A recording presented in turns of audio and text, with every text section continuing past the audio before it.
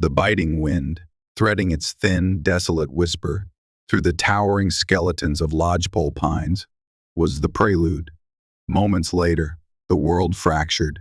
Clara pressed closer to Thomas, his familiar warmth a bulwark against the vast, crystalline silence gripping the upper reaches of the Rocky Mountains. Below them, miles down through the thin, sharp air, lay their raw ambition, a fledgling homestead, still smelling fiercely of sap and toil, a precarious dream sketched against the immense canvas of snow.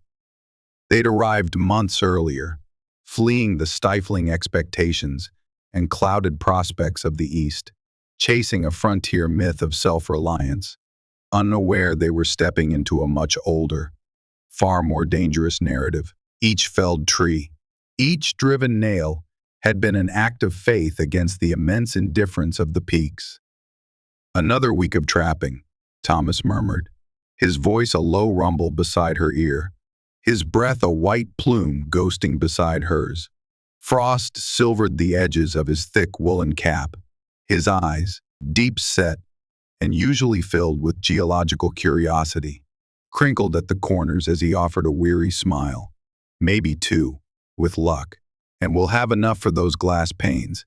Maybe even that cast-iron stove you've set your heart on." He squeezed her arm, his gloved hands surprisingly warm through layers of wool and carefully patched buckskin. Imagine it, Clara, truly warm inside, watching the snow fall for a change, not just feeling its teeth through the gaps in the walls. His silhouette, etched against the impossible, searing blue of the high-altitude sky and the blinding white glare of the endless snowfields, felt like permanence carved in mountain stone. Clara treasured these stolen moments, perched on the roof of the world, the shared hopes weaving a fragile shield against the pervasive harshness of this life, a life chosen, difficult, yet punctuated by moments of breathtaking, savage beauty. This quiet fortitude, this shared dream, was their true sanctuary. Then, the whisper escalated. It wasn't the wind anymore. It sighed, a deep, subterranean exhalation from the mountain's lungs. The sigh deepened into a visceral rumble that vibrated through the soles of their snowshoes, up through their bones. The rumble exploded. Not thunder, not rockfall, but apocalypse draped in white. High above, a monstrous cornice, overhanging like a breaking wave frozen mid-crest, fractured with terrifying silence. An impossibly vast curtain of snow detached, blooming outwards against the serene sky, a horrifyingly beautiful, silent spectacle for one suspended heartbeat. Then the concussion hit, a physical wall of sound and displaced air that slammed into them with the force of a physical blow. It wasn't merely snow, it was an entity, a churning, roaring elemental fury unleashed. Rock shards the size of coffins, splintered trees like hurled spears, glacial ice ground into razor fragments, all consumed within the monstrous white wave. Thomas's hand tightened on her arm, a final, spasmodic grip, his face a mask of sudden, utter shock beneath the falling sky before the roar swallowed him whole. There was no thought, no prayer, only the instantaneous, brutal sensation of being snatched, violently tumbled, pulverized, and plunged into a suffocating vortex of churning chaos and terrifying, absolute darkness. The avalanche chewed the world, ripped their small shared moment from the fabric of time, and spat Clara out, broken and half buried, onto a brutalized slope scarred beyond recognition, barely clinging to the ragged edge of consciousness. Silence returned, not peace, but its dark, cruel, mocking inversion.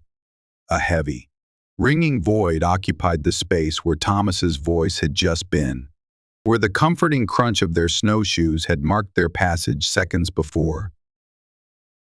This silence pressed down, a physical weight, dense and suffocating, as the tons of newly settled snow compacting around her, stealing breath, amplifying the piercing tinnitus in her ears until it felt like the mountain's final, indifferent pronouncement. Utter desolation. Clara lay entombed from the waist down, the immense weight crushing, intimate, terrifyingly cold. Sharp, immediate agony radiated from her left shoulder. A fiery protest where impact had slammed her against unseen, unforgiving rock, a horrific counterpoint to the insidious, invasive numbness already creeping through her extremities. Stealing sensation from fingers and toes. Ice crystals fused her eyelashes, fracturing the brutal panorama into disorienting shards of blinding white and the bruised, metallic gray of the late afternoon sky.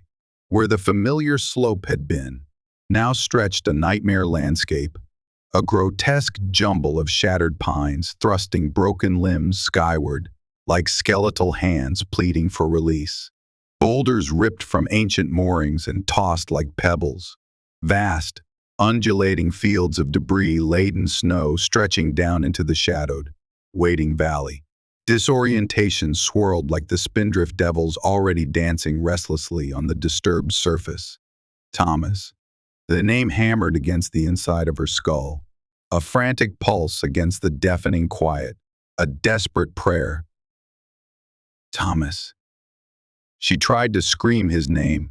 A primal sound clawed from her core, but only a pathetic, strangled gasp escaped. Thin and reedy, instantly swallowed by the immensity. The frigid air seared her lungs like acid, each inhale a fresh torment.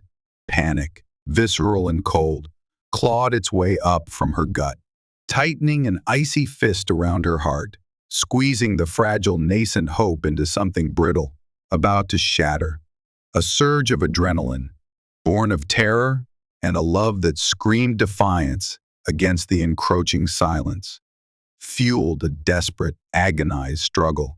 She thrashed against the snow's crushing embrace, each movement sending agonizing jolts through her shattered shoulder, her vision momentarily whiting out from the pain, gritting her teeth until her jaw ached, ignoring the protesting screams of torn muscles and bruised ligaments. She focused on the single, consuming imperative: find him, deny the silence. Wrenching her legs free inch by excruciating inch, feeling the brutal friction tear at her trousers and skin, she finally pushed herself upright onto trembling hands and knees, gasping raggedly. Her legs threatened to buckle, shaking uncontrollably. Her eyes, wild and raw, swept the chaotic wasteland stretching before her. Nothing. No flash of his familiar dark blue coat. No glint of the lovingly polished barrel of his rifle. Just the immense, terrifying indifference of the wilderness stretching away. Jagged peaks like shattered teeth biting at a sky already bleeding towards the bruise of twilight. Alone, the word wasn't a thought, but a physical blow. A concussive impact against her ribs, echoing in the sudden, cavernous emptiness that yawned within her.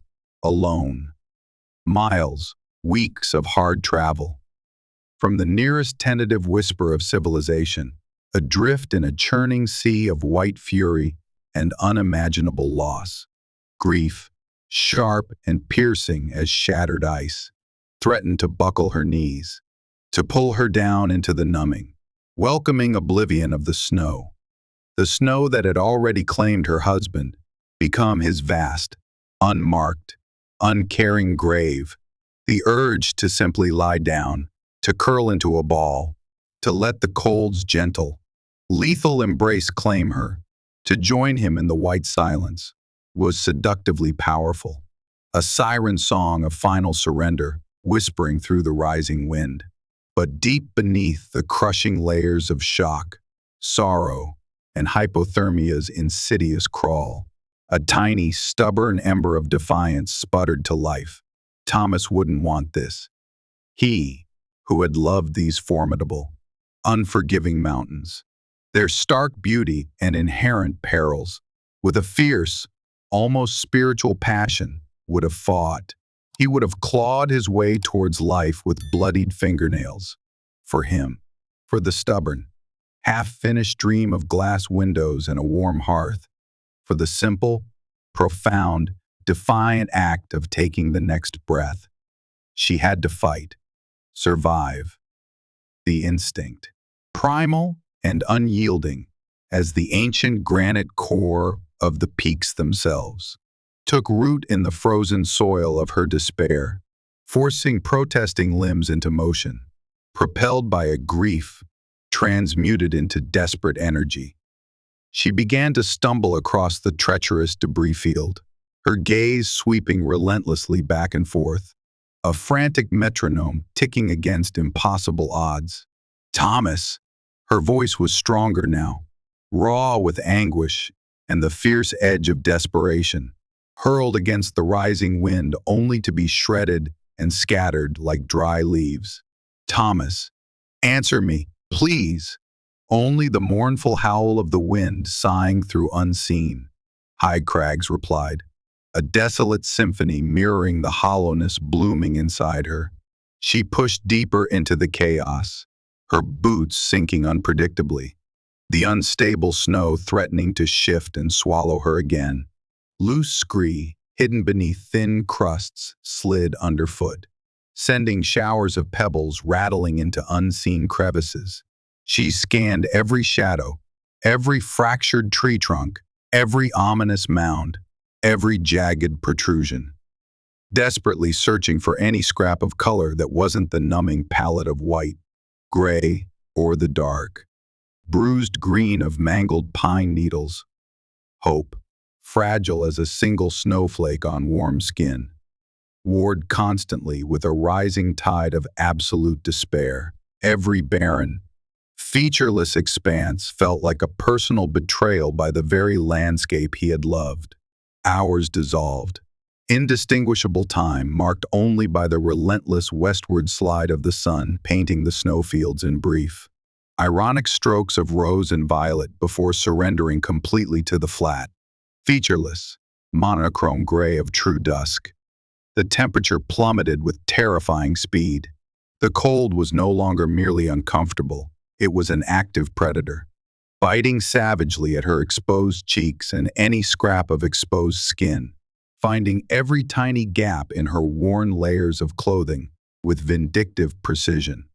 Violent, uncontrollable shivers racked her body, no longer just from cold but from bone-deep exhaustion. Shock, and the dawning, inescapable, crushing certainty of her loss. He's gone. The mountain had taken him, swallowed him whole, dissolved him into its white indifference.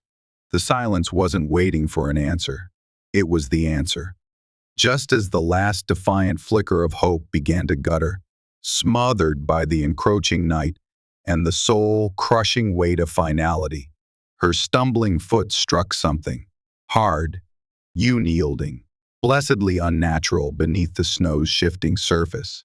Hope, irrational, illogical, intensely painful, surged anew like a physical shock, dropping to her knees, ignoring the renewed explosion of agony in her shoulder as she landed heavily. She dug frantically, her fingers already stiffening, clumsy, losing sensation. Poor tools against the densely compacted snow and ice. Metal, cold, hard, blessedly familiar metal. The barrel of his rifle, scarred but intact. Relief warred instantly with a fresh wave of choking grief. She dug faster, tearing at the snow with near feral intensity, uncovering the scarred walnut stalk. Then the heartbreakingly familiar outline of his worn leather pack, ripped open, its meager contents scattered, lost, a testament to the Avalanche's unimaginable fury. And beside it, she stopped digging abruptly, her breath catching in a ragged sob that froze solid in her throat. A hand, a thick woolen glove, partially exposed, fingers curled slightly inwards, as if still seeking a hold that wasn't there. Thomas, gently, reverently, Moving as if touching something sacred, she brushed the snow away, revealing his arm. The sturdy, dark blue wool of the coat sleeve she knew as well as her own skin. But the rest of him, the rest remained buried beneath an immovable mass of heavily compacted snow, chunks of blue ice, and splintered, heavy timber, truly gone. Entombed beyond reach, beyond hope, a wave of nausea, thick and suffocating, washed over her, coupled with a grief so potent, so vast, it threatened to drown her right there on the desolate slope. She knelt in the rapidly deepening twilight, one trembling, numb hand resting lightly on his frozen fingers, the other instinctively clutching her own aching shoulder. The silence of the mountains pressed in, immense, absolute, amplifying the roaring emptiness inside her until it felt like the only real thing left in the universe. How long she knelt there, lost in a disorienting fog of sorrow, shock, and encroaching hypothermia, she couldn't say. Time stretched, warped, dissolving into the gray expanse. The pervasive cold became a distant, abstract fact. The throbbing pain in her shoulder a dull, rhythmic counterpoint to the frantic, panicked rhythm of her own shattered heart. What finally pierced the isolating, grief-stricken shroud was a sound, subtle at first, almost lost beneath the ceaseless, mournful sighing of the wind through the high crags, a rhythmic cadence, low and guttural, strangely resonant, seeming to rise unnervingly from the valley floor far below, echoing faintly off the scarred rock walls, chanting. Her head snapped up, every nerve ending suddenly screaming alert, grief momentarily shoved aside by a sudden, visceral, and entirely new kind of fear. It wasn't the wind playing tricks through the jagged peaks. It wasn't exhaustion conjuring auditory hallucinations. It was voices, multiple voices, locked in a strange, unsettling, pulsating harmony that felt utterly alien to the natural soundscape of the wilderness. A discordant, menacing intrusion, peering down the ravaged slope, straining her eyes against the gathering gloom that rapidly swallowed the lower valley. She saw them, torches, small, flickering flames like malevolent orange eyes, igniting one by one in the deepening darkness, moving steadily, relentlessly upwards. They traced the avalanche's destructive path with unnatural, disturbing precision, ascending directly towards her position, not random sparks of lost travelers, but an organized procession, many of them, perhaps a dozen, perhaps more, dark, purposeful silhouettes rendered stark against the distant, dancing firelight, ice, colder than the surrounding snow, sluiced through her veins, sharp and paralyzing. Who would be out here, moving with such deliberate, unwavering purpose, in the heart of winter, as full night descended upon these treacherous, avalanche-scarred slopes? Not rescuers. Rescuers wouldn't be chanting that eerie, hypnotic dirge. Not lost prospectors. Their path was too direct, too focused. Then, fragmented memories surfaced, unwelcome ghosts conjured from weeks ago, whispered conversations overheard in the dusty, lamplit confines of the distant settlement store, words exchanged in hushed, fearful tones between weathered old trappers, tales Clara and Thomas had largely dismissed as superstitious paranoia fueled by isolation and bad whiskey. Whispers about the Brotherhood of the Raven Feather, a shadowy, fanatical cult whispered to haunt the high peaks, obsessed with the mountain's hidden places, convinced that ancient Sioux and Cheyenne sacred sites held immense, forgotten power, artifacts containing tangible magic, magic they believed was theirs by right, theirs for the seizing. They were spoken of with genuine fear by those few who truly knew the high country's deeper secrets, ruthless fanatics, stopping at nothing, leaving no trace but chilling rumors and an unsettling atmosphere of violation. And Thomas. Thomas had carried something that might fit their obsession. Not that he'd truly believed the darker legends. Not with his scientific mind. He'd found the amulet years ago, while surveying near a high alpine meadow rumored by local tribes to be an old burial ground, a smooth, strangely heavy piece of obsidian carved into the intricate, stylized shape of a bird's wing, uncannily warm to the touch even on the coldest days. He'd worn it on a simple leather thong around his neck, his good luck charm, he'd called it. A geologist's fascination mixed with a pragmatic frontiersman's slight superstition, often rubbing it absently between thumb and forefinger when lost in thought. Clara vividly remembered its surprising weight, the cool dot complex, almost unsettling feel of the intricate carvings against her own palm on the rare occasions he'd let her hold it, laughing off her questions about its origin. In the utter chaos of the avalanche, in that blinding, roaring second before the white wall consumed everything, had he, her numb fingers, clumsy with cold and rising panic, fumbled inside the deep, secure inner pocket of her heavy buckskin coat, the one Thomas always insisted she use for anything truly valuable or irreplaceable. They brushed against something small, hard, dense, and unnervingly familiar. She drew it out, her heart lurching violently against her ribs. The amulet, the raven feather amulet. It lay cold and inert in her palm now, stripped of Thomas's vital warmth. Yet even in the dying twilight, it seemed to possess a faint, latent pulse, a subtle, barely perceptible vibration against her skin. He must have done it. In that last, desperate, instinctual moment, as the world dissolved into white noise and crushing force, he had ripped it from his neck and thrust it into her pocket, perhaps simply trying to pass on his perceived luck, a final, heartbreaking gesture of protection. Or perhaps, the unsettling thought solidified into dreadful certainty. Perhaps he knew far more about its true nature, its inherent danger, its pull, than he had ever let on. Alongside the amulet, her fingers brushed against something else. A folded piece of brittle parchment Thomas must have shoved in there with it. A map. A letter. She hadn't dared look closely before, overwhelmed by grief. With the weight of the amulet in her hand came a chilling, terrible clarity that slammed into her with the force of the avalanche itself.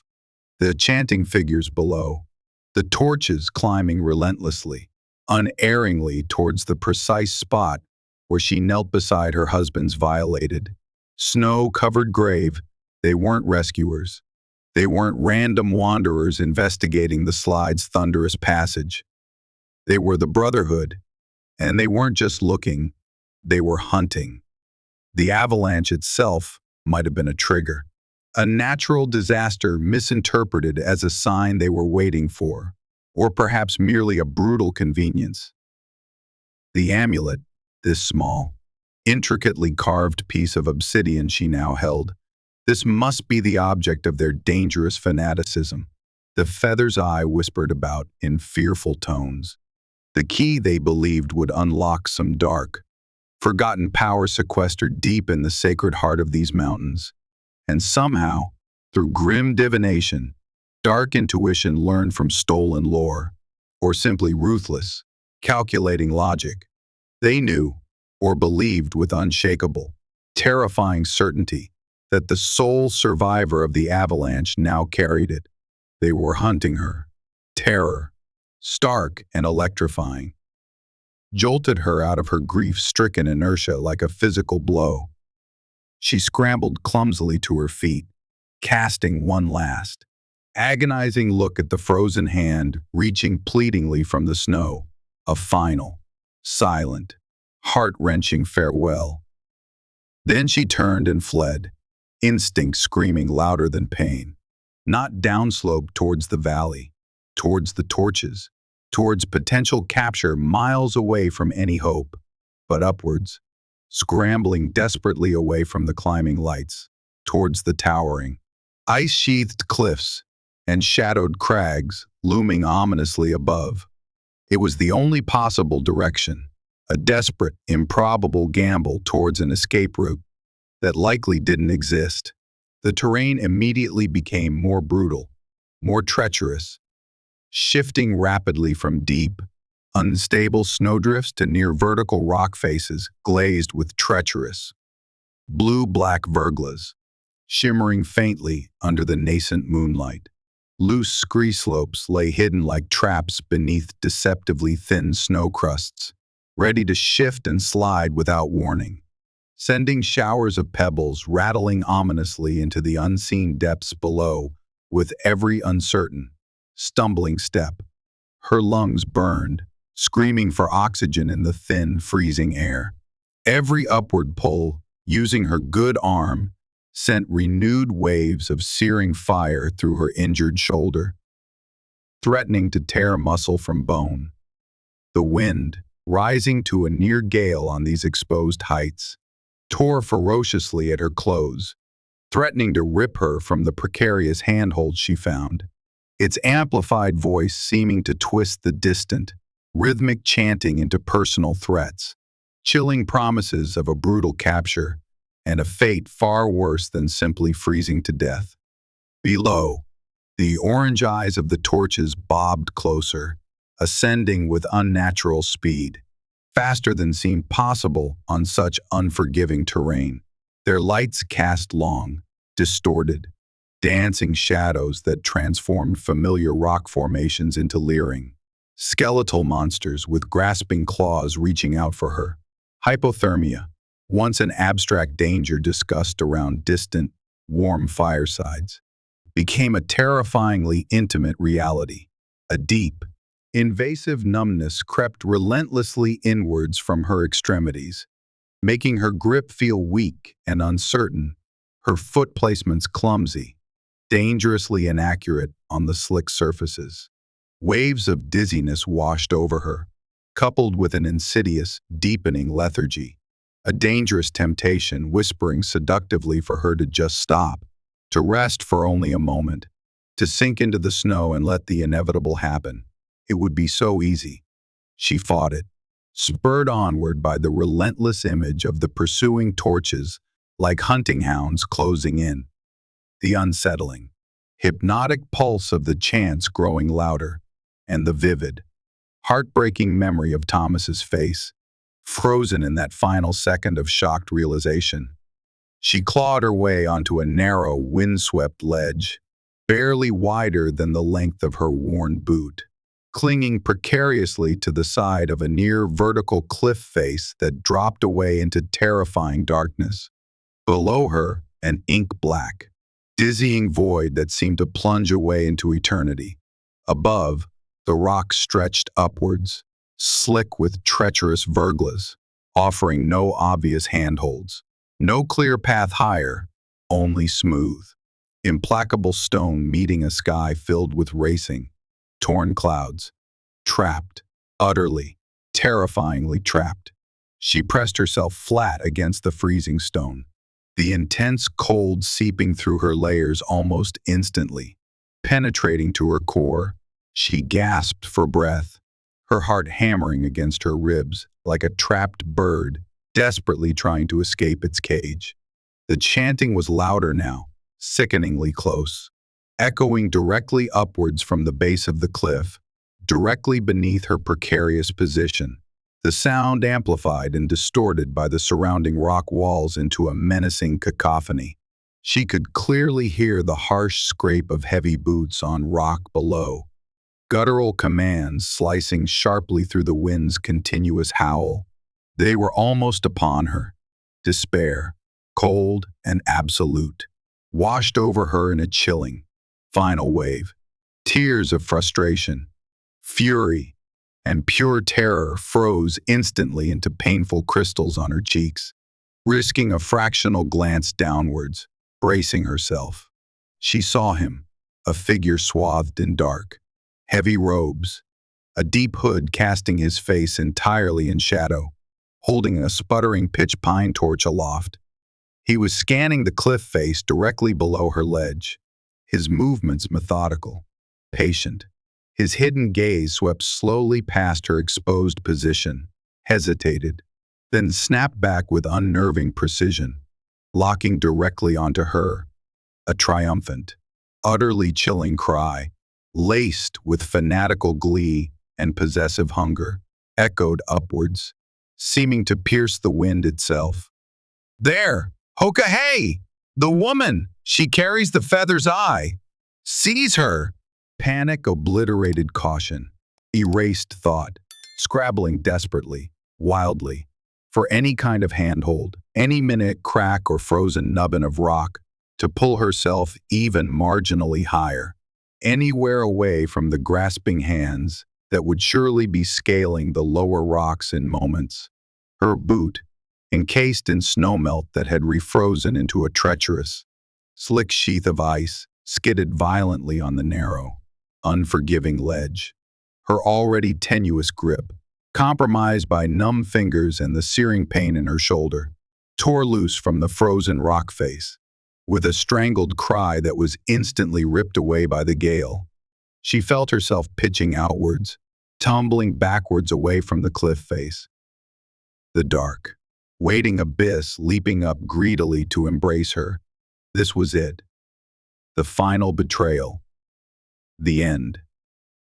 The mountain, having already ruthlessly claimed Thomas, was now claiming her, the cold, the fall, the encroaching, final darkness.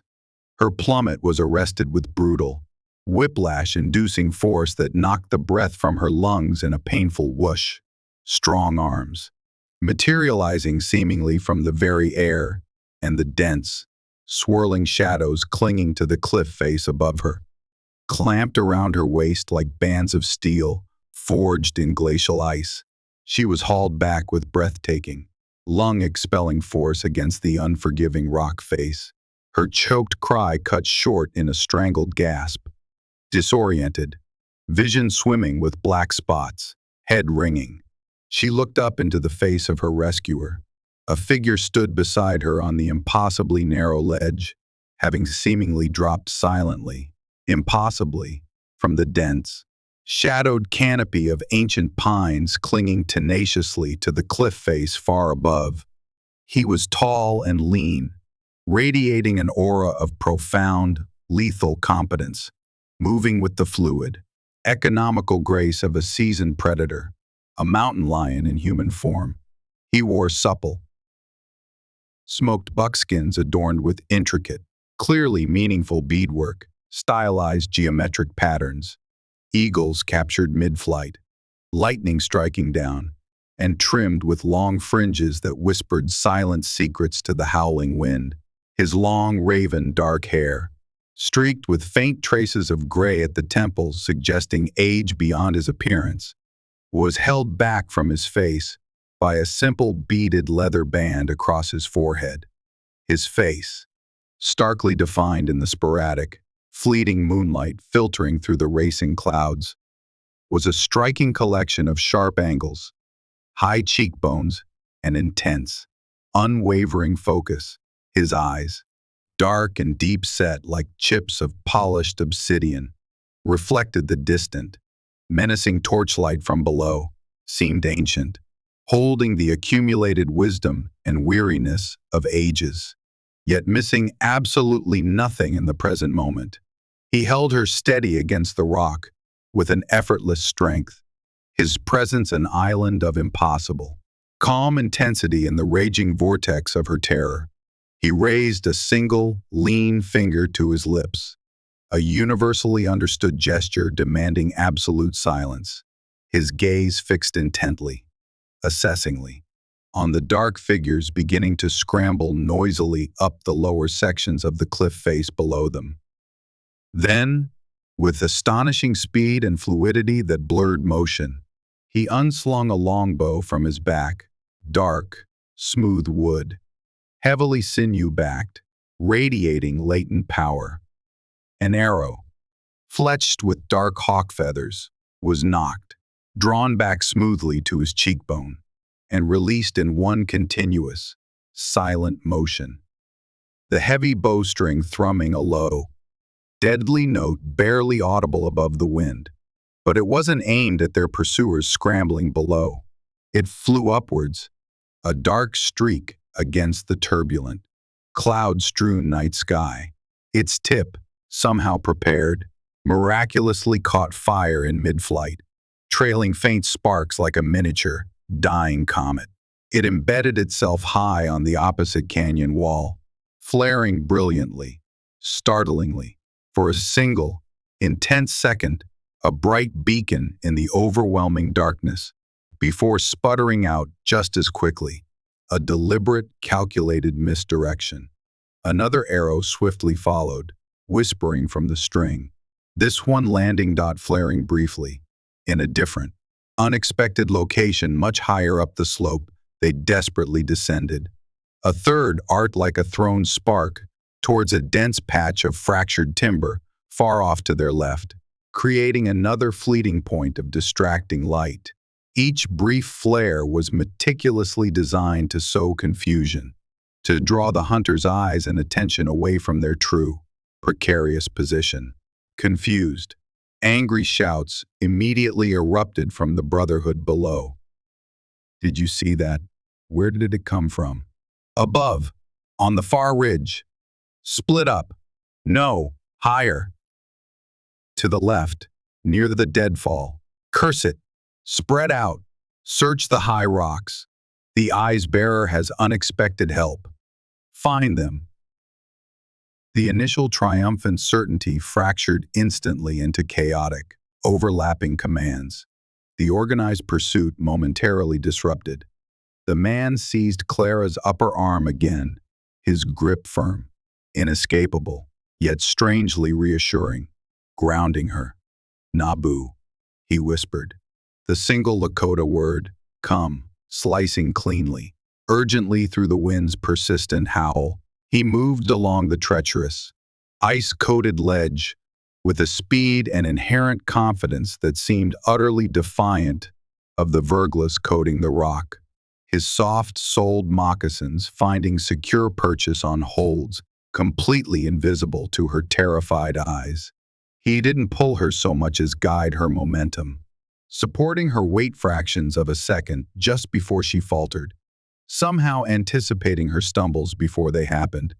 His sheer proximity was a shield, not just physical, but against the crushing terror that had threatened to paralyze her only moments before.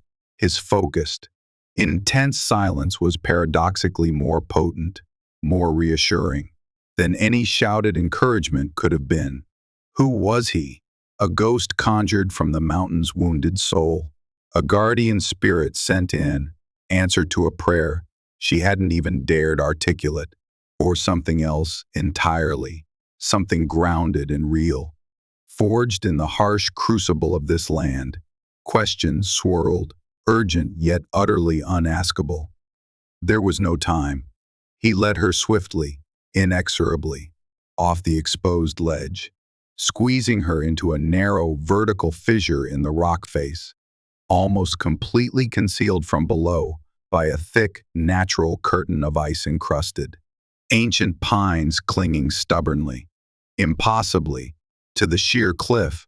The space was tight, claustrophobic, the air instantly stiller, noticeably colder, smelling strongly of damp, cold stone, ancient wet earth, and the sharp, clean, biting tang of pine resin.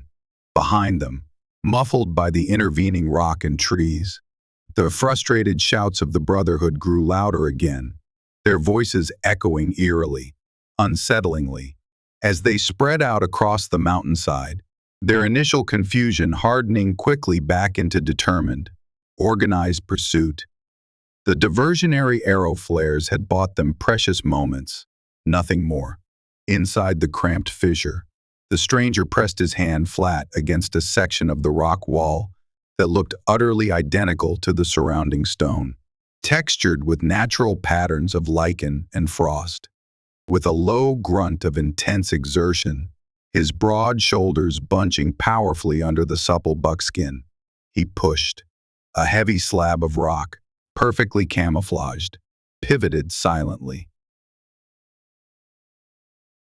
Smoothly inwards on unseen, ancient, impossibly well-oiled hinges, revealing a void of utter, profound blackness beyond, a hidden passage, delving deep into the mountain's secret. Subterranean heart, he urged Clara inside with a brief, firm pressure on the small of her back, then slipped in swiftly behind her, pulling the heavy stone door soundlessly shut just as the searching, inquisitive flare of a pursuing torch illuminated the entrance to the pine-shrouded fissure they had just vacated fractions of a second before. Total darkness slammed down, absolute, impenetrable, suffocating. The silence was profound, immediate, broken only by the frantic, panicked hammering of Clara's own heart against her ribs and the harsh sound of her own ragged breathing. The air was instantly stiller, yet carried a deeper, more ancient, subterranean chill, the profound cold of deep, undisturbed rock, and the faint metallic, almost coppery scent of unseen water percolating slowly through hidden mineral veins deep within the earth. Clara stumbled blindly forward, her hands outstretched, flailing uselessly in the void, fingers brushing against the solid, unexpectedly reassuring warmth of his buckskin-clad arm.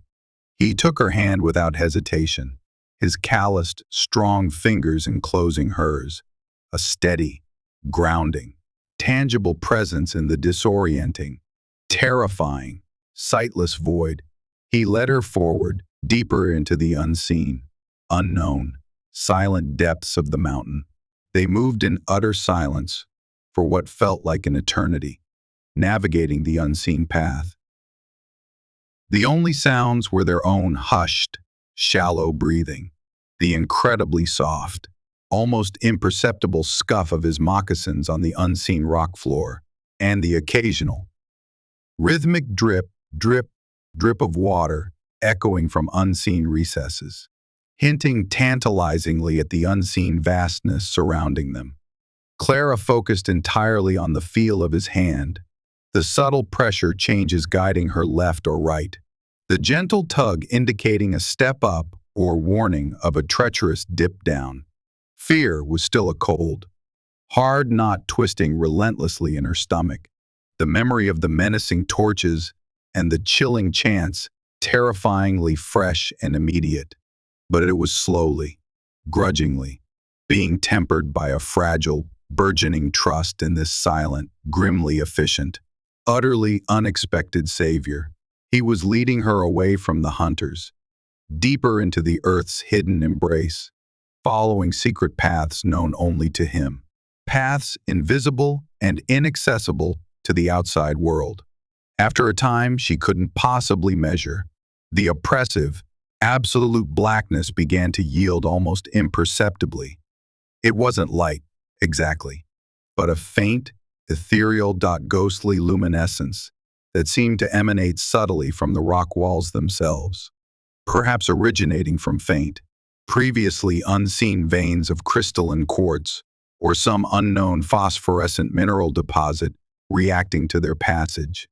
It revealed the passage they followed was narrow, but surprisingly tall, its contours smoothed organically by ancient water flow, or perhaps deliberately carved by skilled hands long since turned to dust. Strange, faint markings, symbols she didn't recognize. Neither native pictographs she'd glimpsed near settlements, nor any European script she knew, were occasionally visible etched deeply into the stone, seeming to pulse faintly, almost breathing. With the strange subterranean light, they felt ancient, imbued with purpose. "They hunt the stone," the man finally murmured, his voice low and deeply resonant, startlingly close in the confined, echoing space. It didn't seem to bounce off the walls, instead seeming to be absorbed by the rock itself. "Waka," he added, the single, heavily loaded Lakota word resonating with layers of profound meaning, sacred, mystery, power, spirit. It was spoken not just as a word, but as an invocation. The brotherhood. They call it the feather's eye, blasphemy born of greed and willful ignorance. They are blind, deaf, to what it truly is, what it represents. Clara's breath caught, sharp and audible in the stillness. He knew. He knew the amulet's deep significance, from his people's perspective, at least, and he knew the identity and motivations of her pursuers. He wasn't just a random trapper or a solitary mountain guide appearing by chance. He was something more. Purposeful. Involved. Who? Who are you? She whispered, the question burning through her lingering fear, demanding an answer. Why are you risking your life? Why are you helping me? He paused in the tunnel, turning slightly towards her in the dim, strange, pulsing light. She could still barely make out his features, the hard, determined line of his jaw, the piercing intensity in his dark eyes.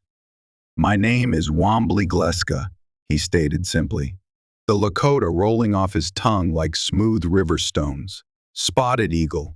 The translation flickered unexpectedly in her memory, gleaned from one of Thomas's linguistic study books left back at the half-built cabin. A world away. In the clumsy tongue of your people, some have called me White Elk. Why I help. His voice dropped even lower, imbued with a profound gravity that seemed to settle heavily in the cold, still air. My path is bound by oath, an ancient duty sworn by my ancestors, stretching back across countless generations, beyond reckoning. We are the keepers of these sacred grounds, protectors of that which belongs intrinsically to them. He gave a subtle, almost imperceptible gesture towards the pocket of her coat, where the amulet lay hidden like a cold, heavy weight against her ribs. That stone carries a spirit, Clara, a fragment of the mountain's living soul, perhaps, gifted or perhaps cursed long ago. The brotherhood seeks only to cage it, to shatter its balance, to corrupt its purpose, drain its power for their own dark, petty ambitions. My oath demands I keep it free, or at the very least, keep it from their defiling, ignorant grasp. Your husband, his voice softened almost imperceptibly, a momentary crack in the stoic facade. He carried it with a certain respect, I sensed, though perhaps without full comprehension of the burden, the danger he courted. Now, by fate or his last design, you carry it, and so, the oath extends to you. For this moment, your life is inescapably entangled with its fate, an ancient oath, a sworn keeper, a guardian, not just folklore or campfire myth whispered fearfully by weathered trappers, but a living, breathing reality standing beside her in the hidden, secret heart of the mountain. It was almost too much to comprehend, piled upon the trauma of the avalanche and Thomas's death. Thomas, in finding the amulet, hadn't just stumbled upon a curious geological artifact. He had inadvertently, perhaps foolishly, stepped into the middle of a conflict far older, deeper, and infinitely more dangerous than either of them could have ever conceived. And now, fleeing for her very life through secret tunnels carved by time and forgotten hands, she was living out its next terrifying, unpredictable chapter. Inside her coat, beside the cold, dense amulet, her fingers brushed against the folded, brittle parchment. Thomas's last communication. She must know. What? Know what? The hasty arrow pointing towards the map symbol. So similar to the amulet's carving. Had Thomas discovered more than he ever shared? Was his interest purely scientific? Or had he stumbled upon something that scared him? Something connected to the brotherhood, to the keepers? Had he been trying to warn her? or perhaps even guide her towards someone like White Elk. The questions multiplied, swirling like the darkness, unsettling her further, deepening the mystery surrounding her husband's final actions. "We are not safe yet," White Elk stated flatly, pulling her abruptly back from her spiraling thoughts to the immediate, pressing peril. The Brotherhood. They are relentless, tenacious as starved wolves, driven by searing fanaticism and, I suspect, his eyes narrowed slightly, by one amongst them, their leader perhaps, who possesses dangerous fragments of stolen knowledge, wrested from sources that should have remained undisturbed. They know some of the outer ways, the passages the Wasiku miners foolishly carved or widened decades ago, seeking useless yellow metal, scarring the sacred rock. We must go deeper, still. Follow the paths the mountain itself remembers, paths hidden even from most of my own people until dire necessity reveals them.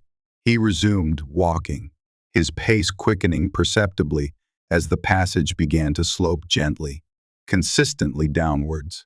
The air growing damper, cooler, the persistent dripping sounds becoming more frequent, coalescing gradually into the distant, unmistakable murmur of moving water ahead. He led her through a complex labyrinth of twisting tunnels, past numerous junctions where other dark, forbidding passages branched off into utter blackness, always choosing his route with unwavering certainty, sometimes pausing momentarily to place a hand flat against the rock wall, seemingly listening or feeling for something beyond Clara's senses. Occasionally, he would pause abruptly, placing his hand flat against the rock wall, closing his eyes, tilting his head as if listening to the earth's heartbeat. He wasn't just listening with his ears. He seemed to be sensing minute vibrations through the stone, interpreting subtle shifts in air currents, reading the deep, secret, intrinsic language of the earth itself. He moved like he was part of it. The passage eventually widened dramatically, unexpectedly, opening out not into open air, but into a vast, echoing cavern of colossal proportions. It wasn't completely dark here. A faint, deery green-blue phosphorescent glow emanated from thick veins of strange, unknown minerals striping the distant ceiling high above, lost in shadow, and perhaps also from large clusters of pale, spectral, bioluminescent fungi clinging tenaciously to the damp, dripping walls. It cast the enormous space in a subdued, ghostly, otherworldly light, revealing colossal stone pillars like the petrified legs of sleeping, ancient giants, and hinting at shadows that swallowed the cavern's true edges, suggesting it stretched even further into the mountain's depths. Water cascaded down one distant, unseen wall in a shimmering silver sheet, visible only by the light it caught, disappearing silently into a vast, dark, utterly still pool whose full extent was lost in the prevailing gloom. The air here was heavy, profoundly cool, and utterly still, the silence immense, ancient, and deeply peaceful after the claustrophobic tunnels. "We rest here," White Elk announced, his voice barely disturbing the cavern's deep, subterranean tranquility.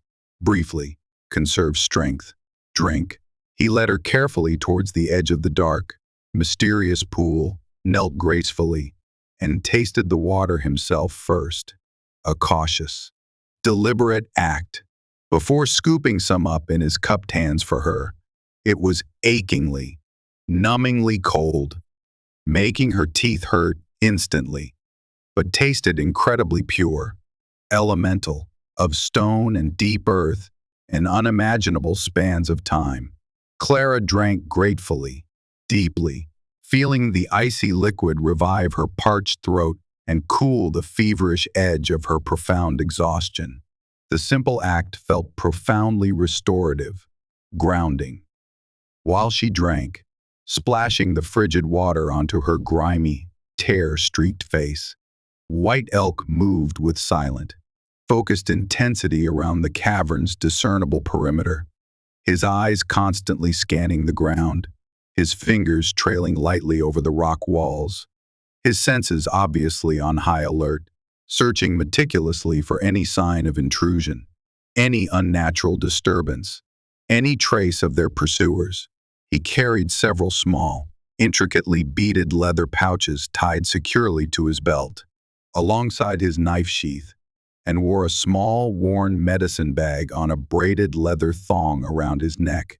Clara watched him, fascinated despite her encompassing fear and persistent grief.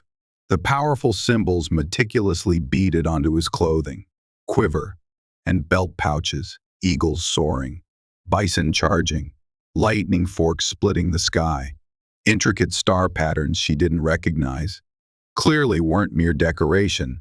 They radiated a quiet power, representing deep, complex connections to the natural and spiritual world this hidden place seemed to embody. He wasn't just a warrior or a skilled tracker. He was an intrinsic part of this ancient, hidden fabric, the living, breathing counterpoint to the destructive, consuming greed embodied by the brotherhood.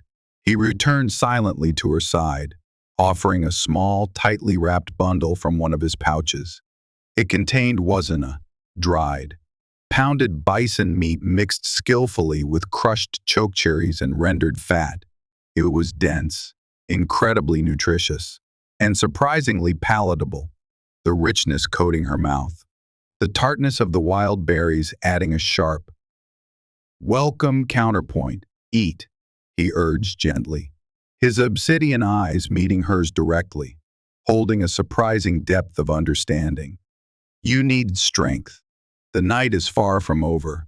They hunger fiercely for the stone, and their leader, I sense him. He possesses a sharp, twisted cunning born of madness and stolen fragments of true power.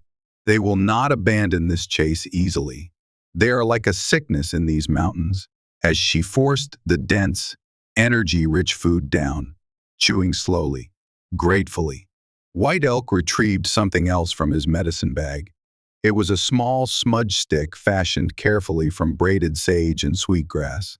Striking a spark deftly from flint and steel onto a piece of prepared, fluffy tinder, he caught the nascent flame and carefully lit the end of the tightly woven braid, blowing gently until it smoldered steadily, releasing a thin, fragrant stream of pungent, cleansing smoke. He wafted the purifying smoke meticulously around himself first, his lips moving silently, murmuring quiet words in Lakota, prayers, perhaps, or ancient invocations to the spirits of the place, then turned and gently fanned the swirling smoke towards Clara, letting the cleansing cloud wash over her. The clean, sharp, slightly medicinal scent of the burning sage and the sweeter, gentler aroma of the sweetgrass were surprisingly calming, grounding her swirling, chaotic thoughts, pushing back the lingering, insidious tendrils of raw, paralyzing fear. It felt like an intangible shield, woven not of substance, but of ritual and ancient spirit. They feel the stone's presence, White Elk explained, his gaze fixed momentarily on the smoldering tip of the sage stick, as if reading fleeting patterns in the rising smoke. Its spirit resonates, even through layers of unyielding rock.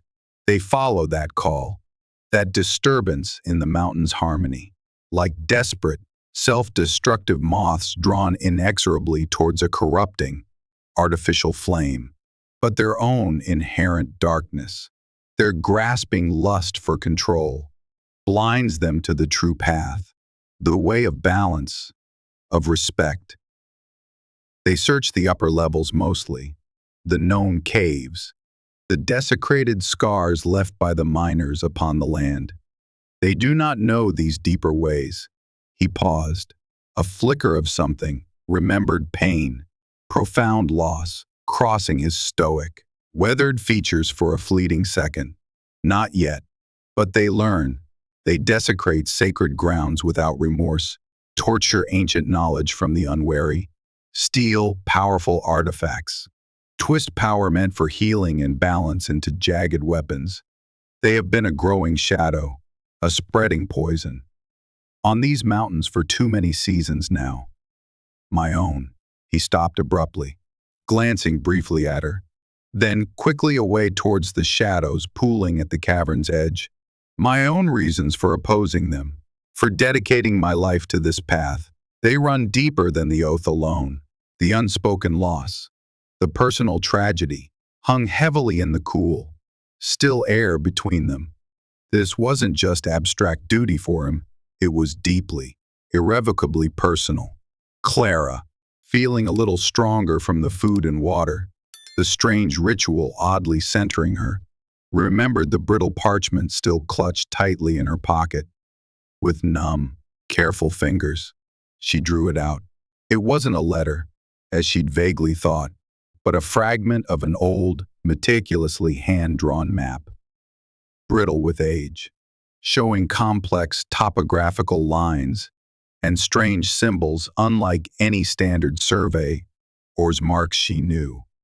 Scrawled hastily, almost desperately, in the margin, in Thomas's familiar, academic hand, were those same haunting words, "She must know," and below them, a crudely drawn arrow pointing emphatically towards a specific, complex symbol marked prominently on the map, a symbol that looked disconcertingly, undeniably like the intricate carving on the obsidian amulet White Elk now guarded. She unfolded it carefully and held it out towards White Elk in the dim, spectral light. His dark eyes narrowed instantly, studying the map fragment intently, then glancing back at the pocket where the amulet lay hidden. He touched the specific symbol on the aged parchment gently, reverently, with the tip of one long finger. He did know, he murmured, a mixture of confirmation and perhaps a trace of genuine surprise in his low, resonant tone. Not the whole truth, perhaps not the depth of the danger, but he understood the connection, the significance. This marking, it indicates a direction, a specific place linked to the Paha Sapa, the sacred heartlands of my people, far, far to the east of here, towards a place of origin, a place of power, perhaps a place of returning or renewal. He knew it didn't belong just anywhere. He sensed, at least, that it held immense significance beyond mere geology. He looked directly at Clara then, a new layer of somber understanding dawning in his ancient eyes. He wasn't just trying to pass you his luck, Clara. He was consciously, desperately, passing on a profound responsibility, perhaps even a warning, or a plea for help directed towards those who might understand, should he fail. Twist 1. Thomas wasn't just an unlucky finder. He knew the amulet was significant, potentially related to the Paha Sapa, and felt a responsibility, perhaps even seeking knowledge or contact related to it, making his death less random and his final act more purposeful. Before Clara could fully process the weight of this revelation, the implications about Thomas's hidden knowledge and possible intentions swirling with her grief, a low, heavy rumble, distinctly unnatural, utterly different from the mountain's natural settling groans or the distant waterfall, vibrated powerfully through the stone floor beneath their feet. It felt distant, yet profoundly unsettling, intrusive. White Elk was instantly on his feet, head cocked sharply, listening with fierce, unwavering intensity, his body taut as a drawn bowstring. The smoldering sage smudge stick was swiftly, carefully extinguished against the damp rock floor, plunging the vast cavern back into deeper, more profound shadow. Fizuta Sapa, he muttered grimly, the Lakota words tasting like poison, black medicine, gunpowder. They used the miners' black powder now, trying to blast open passages the mountain itself has wisely sealed, or perhaps deliberately collapse old mining tunnels behind them, trapping any pursuers or rivals. Fools. Desperate fools. They risk waking forces within this mountain, far older, far less predictable, infinitely more dangerous than they can possibly comprehend. They hammer ignorantly at the very bones of the earth. Inviting retribution, he stood abruptly, grabbing his longbow, slinging it swiftly back over his shoulder. The momentary respite shattered. It is time. We must reach the Anpo Wikapi Oksan, the sky door, before the dawn grants them clearer sight and easier passage through the upper ways. The sky door. The name itself, spoken in the ancient tongue, conjured potent images of escape, of emergence into cleansing light and open air. Hope, fierce and unexpected, surged anew, a powerful countercurrent against the suffocating tide of her fear. White Elk led her swiftly away from the tranquil, shadowed pool, towards a narrow, almost invisible opening on the far side of the vast cavern, almost completely concealed behind the shimmering, heavy curtain of cascading water they'd noticed earlier.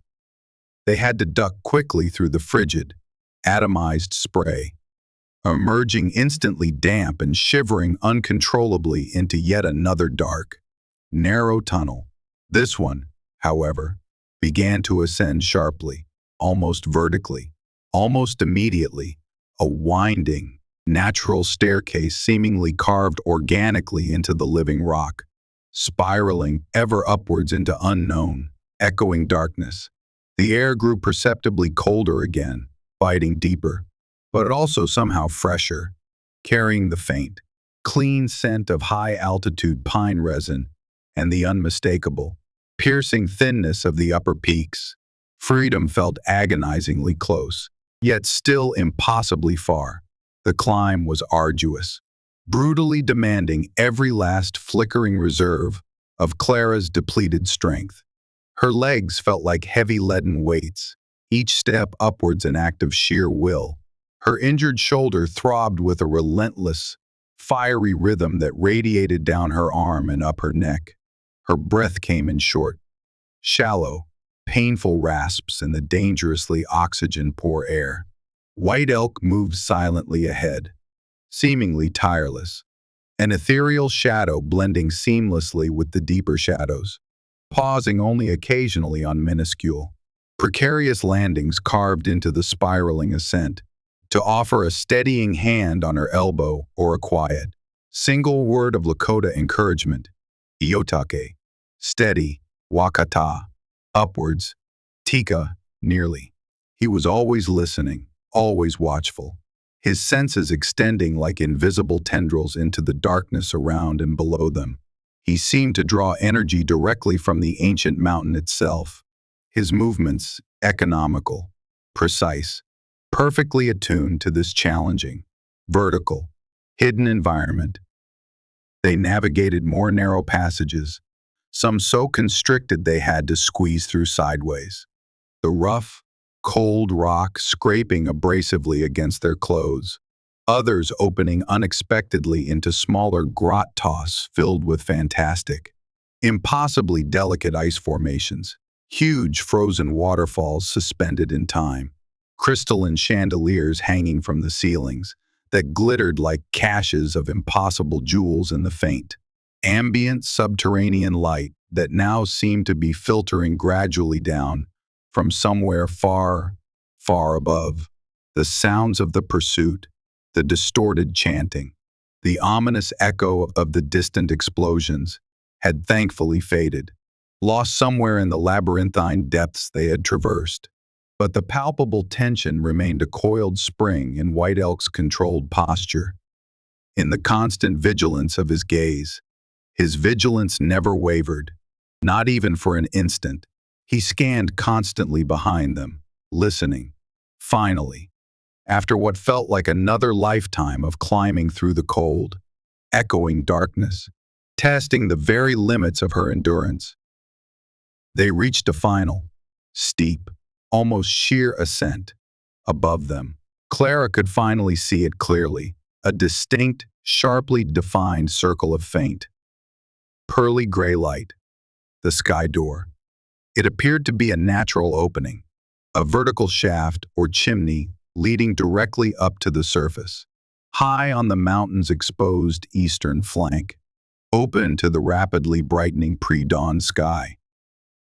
Freedom, air, light felt tantalizingly, achingly close. Hope swelled, painful and bright.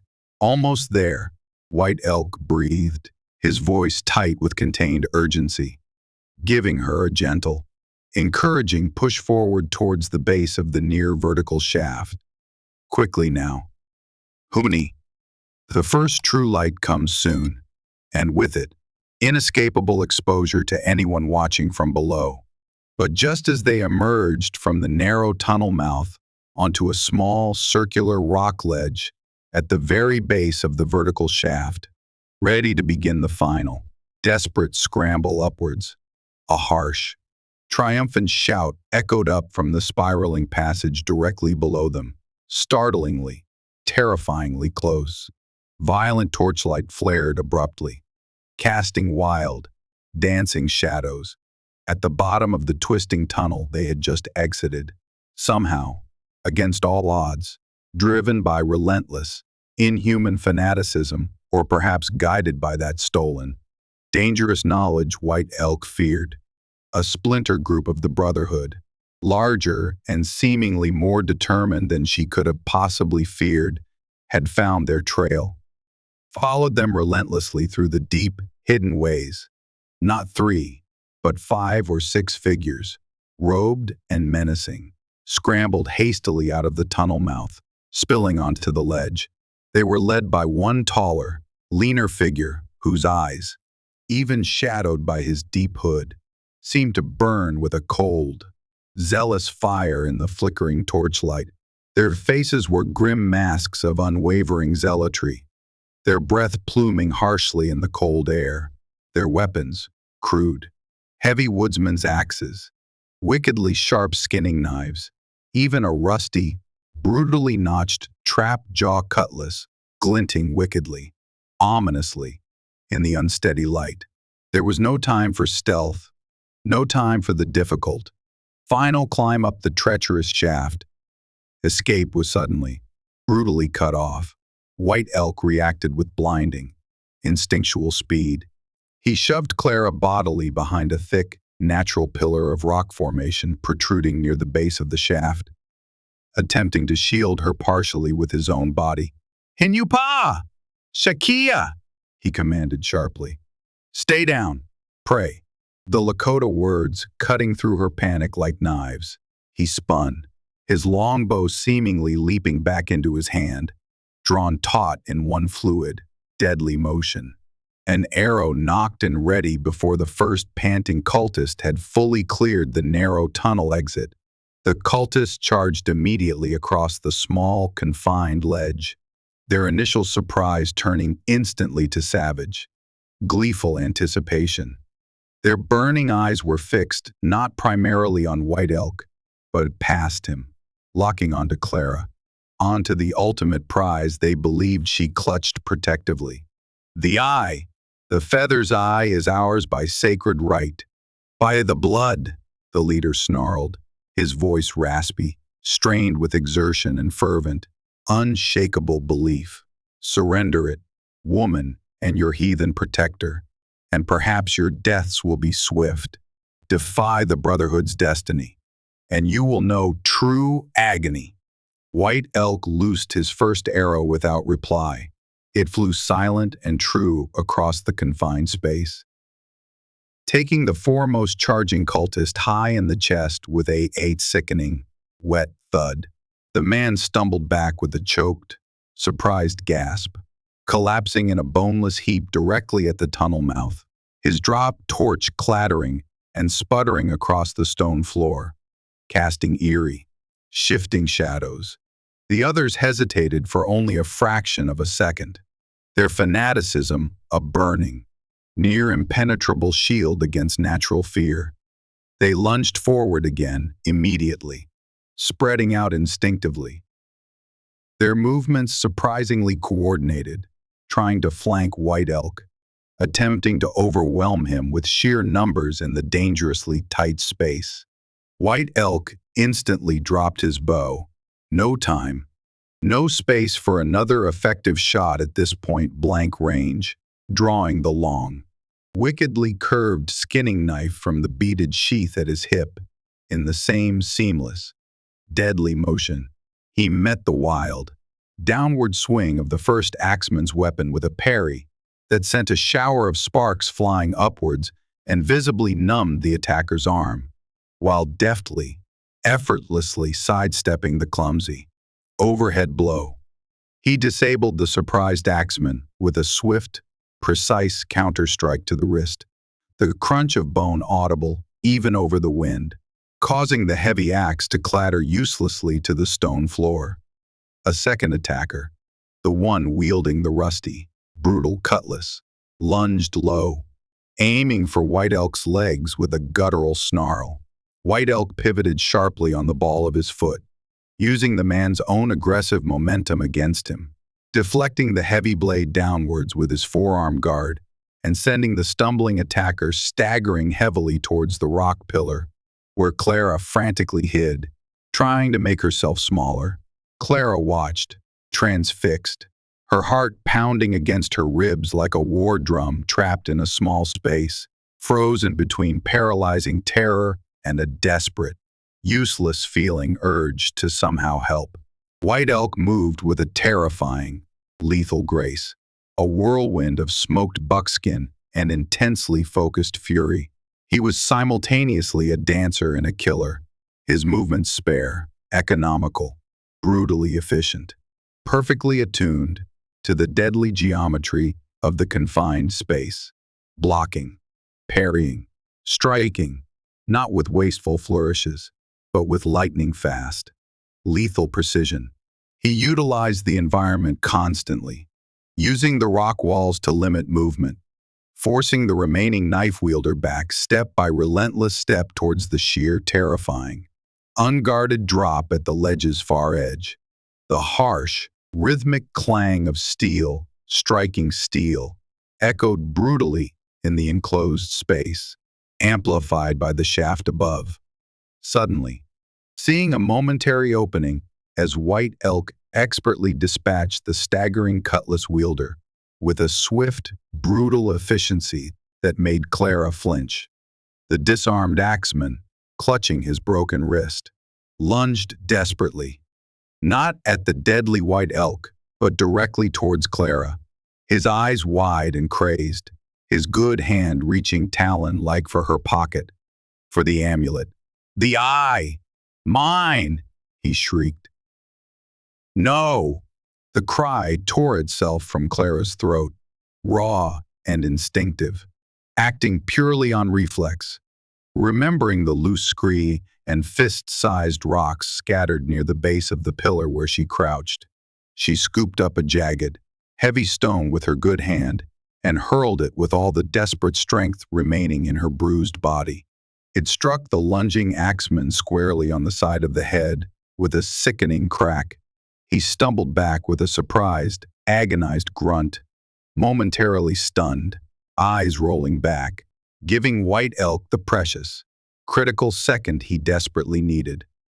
White Elk finished the cutlass wielder with a swift, decisive thrust under the ribs, then whirled instantly to face the primary knife attacker he'd been methodically backing towards the precipice.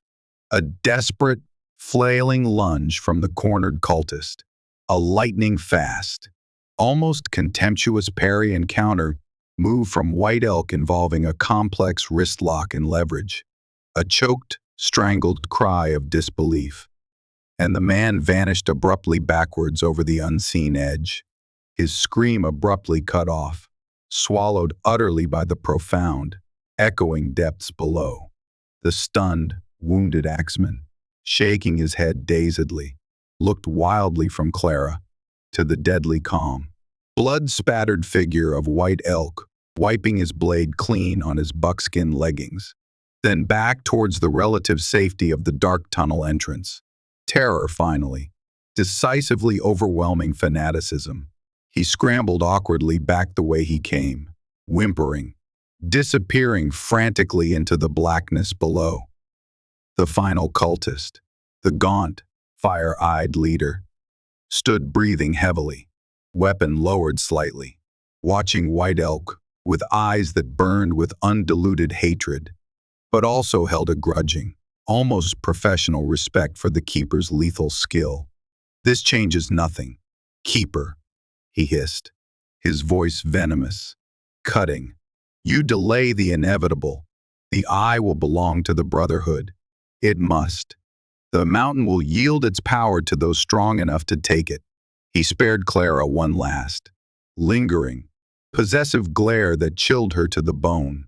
Then, turning abruptly, he too melted back silently into the darkness of the tunnel, leaving only the fading echo of his unwavering threat hanging in the cold air. Silence fell again, heavy, sudden, and profound, broken only by their ragged, gasping breaths. The faint, constant drip of unseen water, and the ever-present, mournful whisper of the wind funneling down from the sky door high above, carrying the first hint of true dawn. White Elk stood poised, knife still held defensively ready, his senses stretched taut, scanning the dark tunnel entrance intently, listening with absolute concentration. He quickly checked the fallen cultist near the entrance, confirming death with a slight nudge of his moccasined foot. Then he seemed to relax, but only fractionally, the tension easing almost imperceptibly from his shoulders as he finally, deliberately sheathed his long, stained knife. He turned back slowly to Clara, his expression largely unreadable in the dim, strengthening gray light filtering down from the opening far above. He retrieved his fallen longbow, checking it quickly for damage, then glanced towards her, a brief flicker of acknowledgement, perhaps even approval, for her desperate, timely intervention crossing his usually stoic eyes. "You fought," he stated simply, the words carrying unexpected weight, a note of earned respect clear in his low voice. He looked critically up the treacherous, near vertical shaft towards the brightening sky. "We must go, now, Ina Hani, before he returns with others, or perhaps finds another way up through the outer rocks." The climb up the vertical shaft itself was the most terrifying, physically demanding ordeal yet. It required utilizing small, often precarious, natural handholds and narrow footholds worn into the sheer rock face, many slick and treacherous in places with accumulated ice and patches of damp, slippery moss.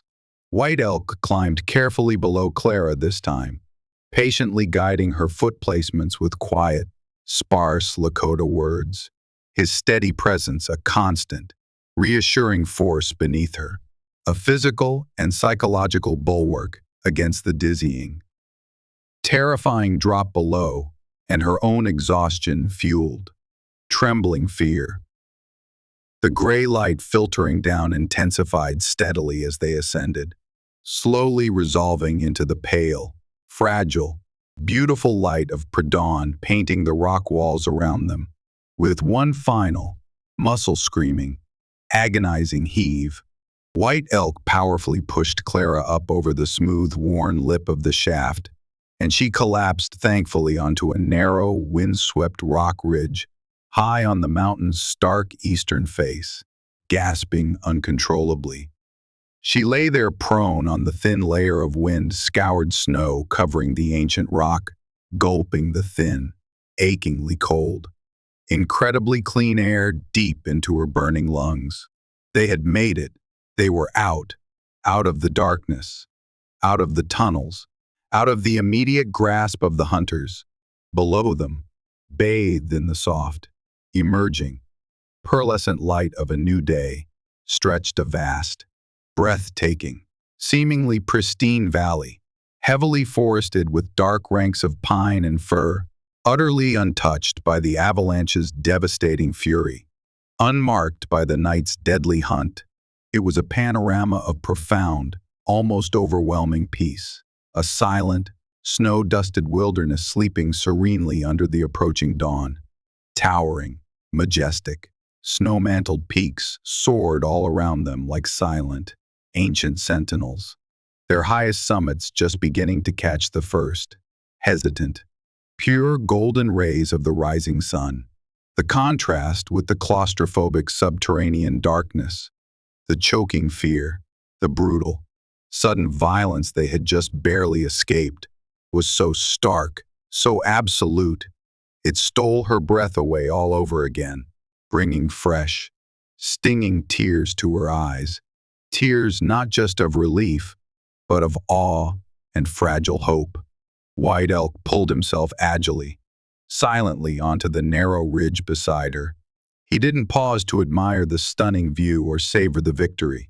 His dark eyes immediately scanned the vast valley below with sharp intensity, then darted quickly back towards the dark, gaping opening of the sky door they had just emerged from. He stood perfectly still, head cocked, listening intently, his entire body poised, vigilant, for another long, taut moment. Then, finally, he seemed to relax again, more completely this time, giving a slow, deliberate nod of confirmation. "They will not follow easily here," he stated with quiet, absolute certainty, his voice calm. "This high path is guarded by more than just sheer rock and slick ice. The mountain itself protects its thresholds. They are turned back, for now." He turned fully to Clara then, his dark, deep-set gaze meeting hers directly in the growing light.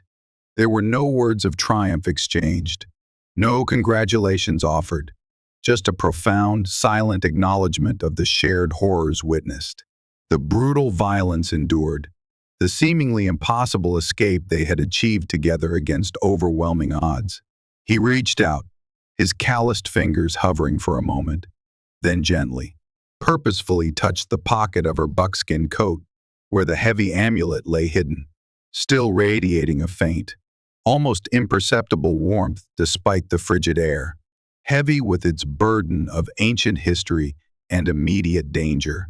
It was a silent question, perhaps, or simply a final confirmation of its continued presence, its enduring, world-altering significance. Clara instinctively covered the pocket protectively with her own trembling, wounded hand, feeling the obsidian's dense, familiar shape through the layers of buckskin and wool. She looked deep into his steady, ancient eyes, seeing the reflected wisdom and profound weariness there, and slowly, deliberately nodded. She understood now, not fully perhaps, the intricacies still shrouded in mystery and legend, but far, far more than she had before the avalanche shattered her world.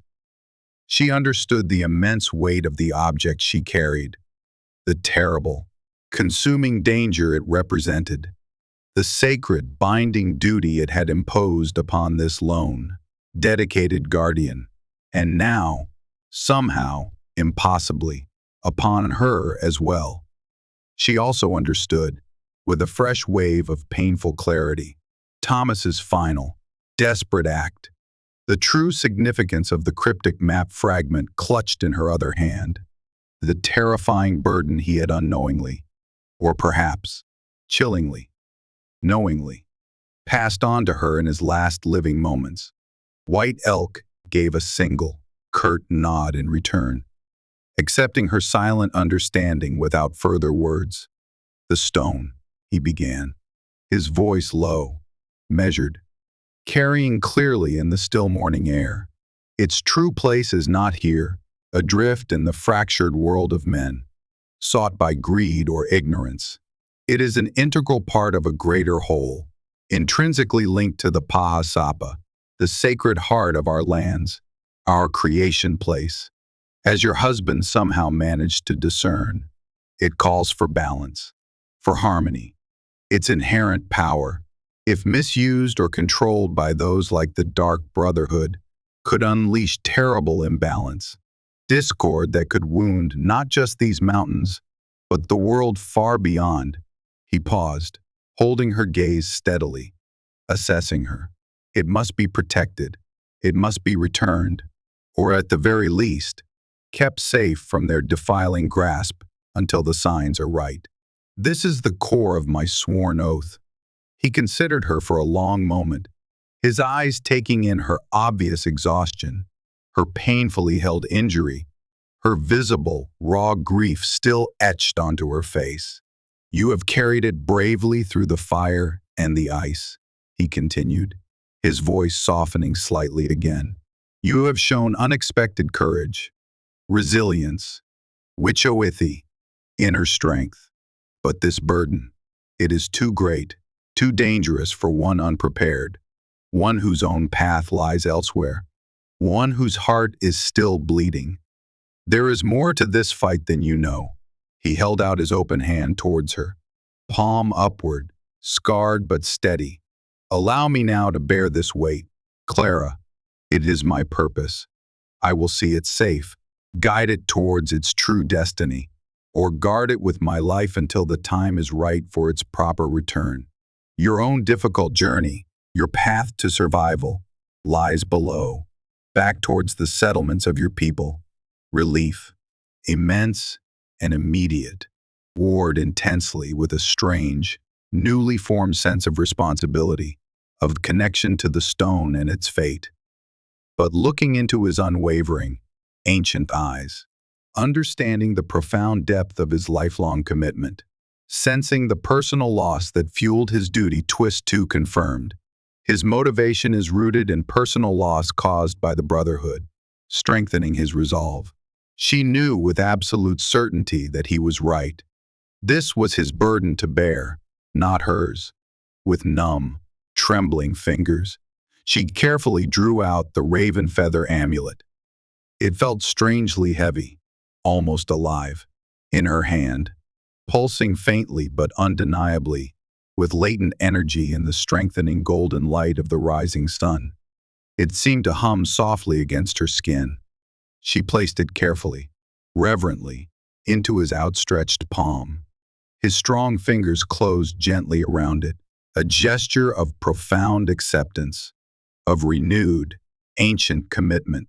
He slipped the powerful amulet safely, securely into his own worn medicine bag around his neck, touching it briefly as if in silent communication. Then he gestured with his chin towards the sprawling, sunlit valley stretching far below them, towards the distant, dark green promise of the lower tree line and, beyond that, invisible but finally imaginable, the fragile settlements clinging to the foothills. Your path lies that way, he said, his voice softer now, almost gentle. Downslope. Follow the sun's light westward as it climbs the sky. Stay clear of the high, exposed ridges and the avalanche scars until you reach the deep forest below. There, you will find shelter, game trails, clear streams, eventually. The trodden paths of your own people, his sworn duty, it seemed, was fulfilled, at least for this perilous phase. He had intercepted fate at its cruelest moment, honored an ancient oath sworn by countless ancestors before him, guided her miraculously through the deadly labyrinth of the night, protected her physically and perhaps spiritually from those who hunted the sacred stone with such savage intensity, and delivered her, scarred but undeniably alive, to the threshold of a possible, uncertain future. Their disparate paths, violently converged by catastrophic avalanche, a powerful ancient amulet, and ruthless, fanatic antagonists, were now set to diverge once more. He belonged here, to the high, lonely peaks, the secret ways, the ancient, ongoing struggles unseen by the wider world. She was a woman irrevocably changed, forged in the crucible of the mountain's fury and its unexpected, enigmatic guardianship, but ultimately belonging to the world below. He turned then, preparing to melt back silently into the vast, wild wilderness he so clearly embodied, perhaps descending back through the dark sky door to ensure their pursuers were truly thwarted and the hidden passage somehow secured, or perhaps taking another secret, high route known only to him and the whispering wind carrying the eagle's cry. Wait, Clara found her voice, husky and strained, raw from the biting cold and the desperate shouting, the emotional and physical toll of the night. He paused at the very edge of the precipitous ridge, looking back at her over his shoulder, his lean silhouette stark and imposing against the brightening eastern sky, his expression patient, calmly waiting. "Thank you," she whispered, the simple, inadequate words feeling utterly, painfully insufficient for the immeasurable debt she owed him. He hadn't just saved her physical life multiple times over in the span of a few terrifying hours. He had fiercely defended something sacred, honored a profound, ancient commitment, and in doing so, inadvertently shown her a depth of resilience she hadn't known existed, both within the determined heart of a lone, dedicated guardian, and perhaps, just maybe, dormant until now within herself, for everything, a flicker of something complex and unreadable, deep understanding, perhaps even a trace of shared sorrow for the senseless violence witnessed and inflicted, momentarily softened the fierce, stoic lines of his weathered face for a fleeting second. He gave another slight, almost imperceptible nod, a simple gesture that somehow conveyed more profound meaning, more shared experience than any lengthy speech could. Then, turning his back fully to the ascending sun, facing directly into the wild, untamed heart of the towering mountains, he moved fluidly towards the edge of the ridge. He didn't awkwardly climb down. He simply seemed to merge seamlessly with the long morning shadows and the ancient, lichen-covered stones, becoming one with the very fabric of the landscape, disappearing as silently, as suddenly, as mysteriously as he had first appeared on that terrifying, ice-slicked ledge hours before. One moment he was there, the next, only empty space against the peaks. Clara watched him go until he was completely swallowed by the vast, indifferent, breathtaking majesty of the Rockies. She was alone again, truly, undeniably alone, perched precariously high between the bruised, clearing heavens and the slowly awakening earth. The rising sun felt warm, almost shockingly comforting, on her frozen face, beginning to chase away some of the bone-deep chill below. The immense, silent, snow-blanketed valley stretched before her, a challenging map of potential survival laid out at her feet. The grief for Thomas remained, a heavy, immutable ache deep in her chest, a gaping wound that time might eventually scar over but could never fully heal. But it was no longer the all-consuming, paralyzing despair that had gripped her so tightly by his frozen hand in the desolate twilight hours before. It was tempered now, tempered by the brutal, fiery crucible of raw survival, by the astonishing, indelible memory of White Elk's unwavering presence, his deadly, focused skill, his profound, quiet dedication, and most importantly, by the undeniable, overwhelming, miraculous fact that she was still breathing, still alive against utterly impossible odds. Slowly, painfully, ignoring the protesting screams from her body, she pushed herself to her feet. Her limbs trembled violently. Her body protested with every agonizing movement, the relentless throb in her shoulder, the screaming, cramped muscles in her legs, the deep, pervasive ache of utter exhaustion. But her spirit felt strangely, unexpectedly resolute, tempered, like fine steel forged in flame and quenched in ice. She looked down purposefully at the sun-drenched valley below, the path ahead incredibly long, undoubtedly arduous, and profoundly uncertain. She had no food beyond the lingering taste and memory of the Wazana, no viable shelter but what the vast wilderness might grudgingly offer. No weapon but her own wits and newfound, hard-won determination.